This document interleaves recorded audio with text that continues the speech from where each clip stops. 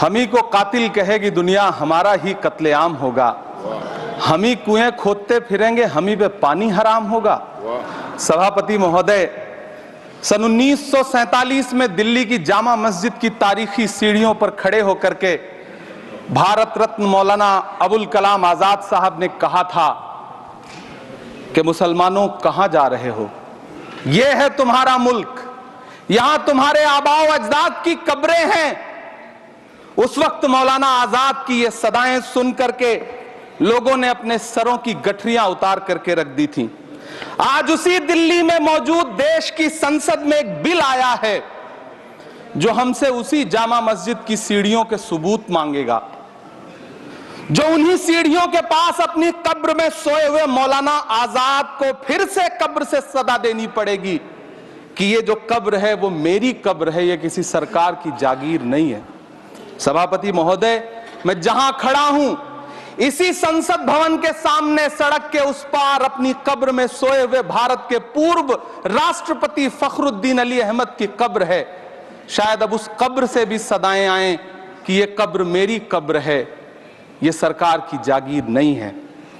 सभापति महोदय, मैं वक्फ कानूनों में किए जा रहे संविधान विरोधी बदलावों के खिलाफ बोलने के लिए खड़ा हुआ हूं। संविधान का आर्टिकल 14 हो, 29 हो, 30 हो, चीख चीख कर कहता है कि देश में सब बराबर के हकदार हैं। आर्टिकल 26 कहता है कि सबको अपने अपने मजहबी कामों के लिए मंदिर, मस्जिद, गिरजाघर, गुरुद्वारों का निर्माण करने का हक है और उसका रखरखाव का भी हक है। लेकिन डॉक्टर बाबा साहब अंबेडकर के संविधान को हर दिन कुचलने वाली ये सरकार देश के मुसलमानों से नफरत में इतनी अंधी हो गई है कि खुलेआम देश की संसद में देश सरकार के माइनॉरिटी मिनिस्टर साहब और होम मिनिस्टर साहब झूठ बोलते हैं और देश को गुमराह करते हैं, झूठ शब्द असत्य बोलते हैं। सरकार ने इस बिल का नाम उम्मीद रखा है। मंत्री जी कल से इसे देश के मुसलमानों के लिए नई उम्मीद बता रहे हैं। नहीं मंत्री जी, न तो ये बिल मुसलमानों के लिए नई उम्मीद है और न ही उम्मीद की नई किरण। सभापति महोदय, भाजपा ने पूरे देश में वक्फ के नाम पर कई सारे झूठ फैलाए हैं। आइए आज उनकी सच्चाई पर बात करते हैं। वक्फ ट्रिब्यूनल को संसदीय शब्द ऐसे बताया जाता है जैसे वक्फ ट्रिब्यूनल कोई मजहबी खाप पंचायत हो। सभापति महोदय, जबकि सच्चाई यह है कि वक्फ ट्रिब्यूनल भी तो सरकारी न्यायिक विभाग है जिसमें सरकार द्वारा नियुक्त जज होते हैं, जिसमें प्रशासनिक अधिकारी होते हैं, कहीं ऊपर से थोड़ी आ गए। सभापति महोदय, देश के गृह मंत्री जी ने इसी सदन में कहा कि वक्फ ट्रिब्यूनल के फैसले के खिलाफ कोई कोर्ट नहीं जा सकता, जबकि सच यह है कि वक्फ एक्ट 1995 की धारा 83(9) के तहत हाई कोर्ट वक्फ ट्रिब्यूनल के फैसले की न सिर्फ समीक्षा कर सकता है बल्कि उसे बदल भी सकता है। सच तो यह है कि वक्फ बोर्ड खुद अपनी जमीनों के लिए कई सारी कोर्ट में मुकदमे लड़ रहा है। सभापति महोदय, दिल्ली की जिन 123 संपत्तियों को लेकर कल माइनॉरिटी मिनिस्टर, होम मिनिस्टर साहब और अभी आदरणीय नेता सदन बात कर रहे थे, आइए उनकी सच्चाइयों पे भी बात करते हैं।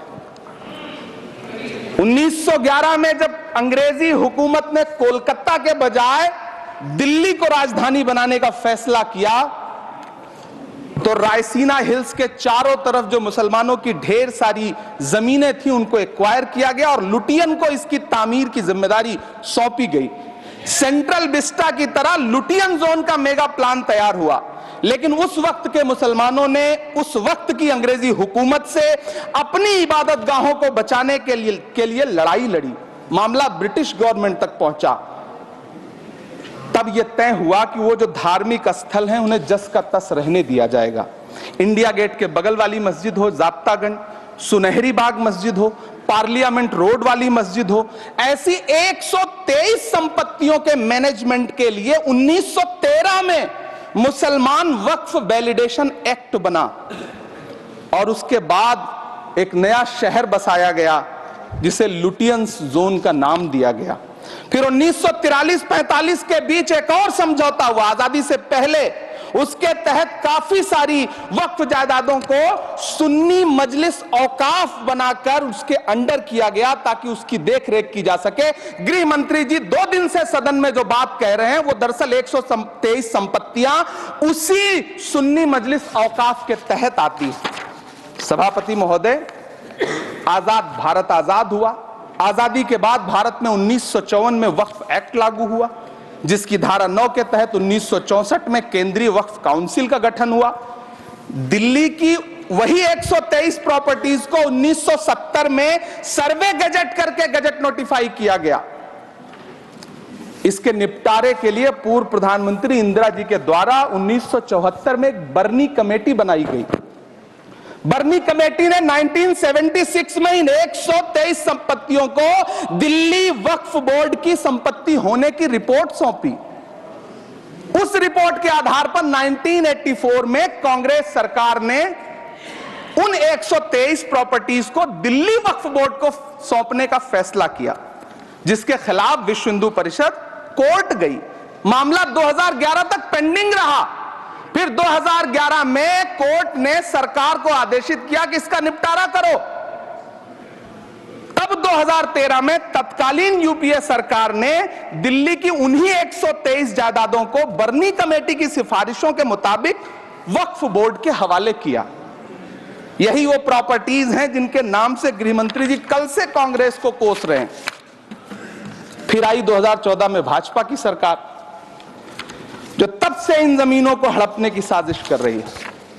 जिस बिल को मुसलमानों के हुकूक की हिफाजत करने वाला बिल बताया जा रहा है, उसी को पेश करने के लिए और उस पर बात करने के लिए लोकसभा में भाजपा सरकार के पास एक भी मुस्लिम सांसद नहीं है। जिस वक्त, मैं लोकसभा कह रहा हूं, सुना करिए, जिस वक्फ बिल को मुस्लिम महिलाओं को हक दिलाने वाला बताया जा रहा है, उसे संसद में पेश करने वाली पार्टी के पास न तो राज्यसभा में, न लोकसभा में, न देश की किसी विधानसभा में एक भी मुस्लिम महिला सदस्य नहीं। कल किरण रिजिजू जी कह रहे थे कि रेलवे की जमीनें देश की जमीनें हैं, डिफेंस की जमीनें देश की जमीनें हैं। हां मंत्री जी, हैं, बिल्कुल हैं। ये जो वक्फ की जमीनें हैं, ये हमारे पुरखों ने धार्मिक कामों के लिए डोनेट किया है। तो हम भी तो इसी देश के नागरिक हैं, हम भी तो इसी देश के बेटे हैं। तो वक्फ की जमीनें भी तो इसी देश की जमीनें हैं, उनको पराया क्यों बोलते हैं आप? सभापति महोदय, अशफाकुल्लाह खान जब फैजाबाद की जेल में फांसी के फंदे पर झूल रहे थे, तो इसी देश की जमीन के लिए झूल रहे थे ना। सभापति महोदय, अंडमान की जेल में काला पानी की सजा काटकर अपनी जान देने वाले मौलाना फजले हक खैराबादी हो या शेर खान अफरीदी हो, वो भी तो इसी जमीन के लिए अपनी जान दे रहे थे ना। सभापति महोदय, पाकिस्तान के खिलाफ लड़ते हुए अपनी जान देने वाले महावीर चक्र विजेता ब्रिगेडियर उस्मान हो या पाकिस्तान के पैटर्न टैंक उड़ाने वाला परमवीर चक्र विजेता वीर अब्दुल हमीद हो, वो भी तो इसी जमीन के लिए अपनी जान दे रहा था ना। और मंत्री जी, मैं इस सदन में अलल ऐलान ये कहता हूं कि जब भी इस देश की जमीन को लहू की जरूरत होगी, आपसे 2 कदम आगे इमरान खड़ा मिलेगा, ये मैं आपसे यकीन दिलाते हुए कह रहा हूं। सभापति महोदय, मैं सरकार से कहना चाहता हूं, हमसे हमारी इबादत गाहें तो मत छीनिए ना, हमारे घरों पे बुलडोजर तो मत चलाइए ना, हमारी कब्रों में तो हमें सुकून से सोने दीजिए ना। सभापति महोदय, माइनॉरिटी मिनिस्ट्री का बजट कट करके, मुस्लिम बच्चों की स्कॉलरशिप बंद करके अब सरकार कह रही है कि हम वक्फ की आमदनी से गरीब मुसलमानों का भला करेंगे। गुजरात की बेटी बिल्किस के बलात्कारियों की रिहाई के बाद उन्हें माला पहनाने वाली लोगों के नेता ये कह रहे हैं कि यह बिल मुस्लिम महिलाओं को उनका हक दिलाएगा। धन्यवाद मोदी जी, क्या बढ़िया सौगातें मोदी दे रहे हैं आप। पहले हमें गुजराते मोदी दिया, आप सौगातें मोदी दे रहे हैं। लेकिन यह सरकार इतना याद रखे कि इसी ठसक के साथ देश की संसद में सीए का कानून भी लाया गया था और कहा गया था बड़े बड़े भाषण देकर के कि पड़ोसी देशों से हिंदू भाइयों को ला करके यहां नागरिकता दी जाएगी। लेकिन मैं आपके संज्ञान में लाता हूं सर कि पिछले इतने दिनों में इनसे नागरिकता लेने के लिए 2000 व्यक्ति भी नहीं आए, जबकि इसके उलट इन्हीं की सरकार में पिछले 10 साल में 15 लाख से ज्यादा भारतीयों ने भारत की नागरिकता छोड़ करके दूसरे देश में जाकर के बस गए। यह हुआ उस कानून का अंजाम। सभापति महोदय, इसी तरह की जिद के साथ किसानों के खिलाफ भी कानून लाए गए थे। जिस तरह आज वक्फ के फायदे गिनाए जा रहे हैं, उसी तरह से किसानों को भी कृषि कानूनों के फायदे गिनाए गए थे। लेकिन अंजाम क्या हुआ? 700 किसानों की शहादत लेने के बाद सरकार को अन्नदाता किसानों के सामने घुटने टेकने पड़े और कृषि कानून वापस लेने पड़े। जिल्ले इलाही, जमहूरियत जो है वो नफरत और ठसक से नहीं चलती है, अकड़ से नहीं चलती है, उसमें सबकी हिस्सेदारी जरूरी है। कल देश के माइनॉरिटी मिनिस्टर ने लोकसभा में खड़े होकर एक शेर सुनाया था कि मुझसे कोई बदगुमान न हो, तो मैं उन्हें एक शेर सुनाना चाहता हूं कि मैं आज जद पे हूं तो इतना खुशगुमान न हो, मैं आज जद पे हूं तो इतना खुशगुमान न हो, चराग सबके बुझेंगे हवा किसी की नहीं। नीतीश कुमार जी हो, चंद्रबाबू नायडू जी हो, चिराग पासवान जी हो, जयंत चौधरी जी हो, देवे गौड़ा जी हो, जीतन राम मांझी जी हो, सबको समझना पड़ेगा कि जब जंगल में आग लगती है तो न वो बरगद बचते हैं जो हवा को आंधी में तब्दील करते हैं, न वो बांस बचते हैं जो आपसी रगड़ से चिंगारी पैदा करते हैं। सभापति महोदय, जब देश को मनमोहन सिंह साहब जैसा काबिल प्रधानमंत्री मिलता है तो देश को आरटीआई जैसा एक्ट मिलता है, सेज जैसा एक्ट मिलता है, मनरेगा जैसा एक्ट मिलता है, लिबरलाइजेशन मिलता है, राइट टू एजुकेशन मिलता है, नेशनल फूड सिक्योरिटी एक्ट मिलता है। लेकिन जब देश को सौगातें मोदी मिलती है तो क्या मिलता है? सीए मिलता है, फॉर्म्स लॉ मिलता है, आर्टिकल 370 मिलता है, इलेक्टोरल बॉन्ड जैसा एक्ट मिलता है और वक्फ अमेंडमेंट एक्ट जैसे बिल देश को मिलते हैं। मुझे तो अपने हमवतन भाइयों से पूछना है कि आपको अपने बच्चों की तरक्की, खुशहाली और नौकरी की दरकार है या फिर मुसलमानों की दान की गई जमीनों को लूटकर धन्ना सेठों को देने की साजिश करने वाले कानून की? सभापति महोदय, यह सरकार रात के 3 बजे तक पूरे देश को जगा करके संसद में अपने ही नागरिकों को नीचा दिखाने के लिए वक्फ बिल ला रही थी, तो उधर रात के 1:30 बजे अमेरिका हम पर 26% टैरिफ लगा रहा था। सरकार की प्राथमिकताएं देश को पता। सभापति महोदय, मैं बहुत भावुक हूं आज, और मुझे अच्छा लगा कि आदरणीय नेता सदन जगत प्रकाश नड्डा जी ने बहुत अच्छी बातें भी की, मन से बातें की। क्योंकि उनके नाम में प्रकाश जुड़ा है तो मैं उनमें हमेशा एक रोशनी की किरण देखता हूं। मैं उनके सामने बहुत अदब से ये बात कहना चाहता हूं कि चरागों के सफर में दबदबा हो आंधियों का तो फिर अंजाम जुल्मत के सिवा कुछ भी नहीं होगा।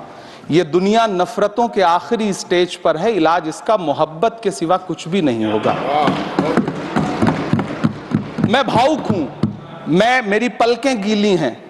अगर देश की एक बहुत बड़ी आबादी को लगता है कि आप उसका भला करने के लिए नहीं बल्कि उनकी इबादत गाहों, उनकी कब्रिस्तानों, उनकी खानकाहों को बर्बाद करने का बिल ला रहे हैं, तो फिर आप अगर समझाने में नाकामयाब रहे हैं तो यह आपकी नाकामयाबी है। पहले समझाइए, उसके बाद कोई बिल लेकर के आइए, तब शायद हम आपका इतनी पुरजोर तरीके से विरोध ना करें।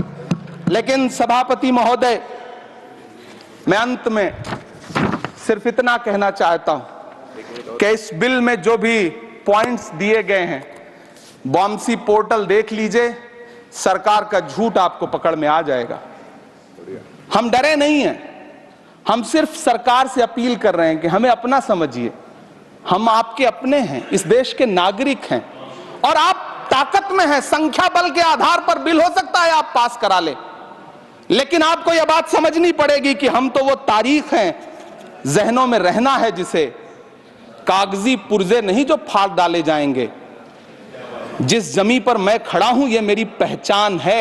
आप आंधी हैं तो क्या मुझको उड़ा ले जाएंगे? आपको यह बात समझनी पड़ेगी।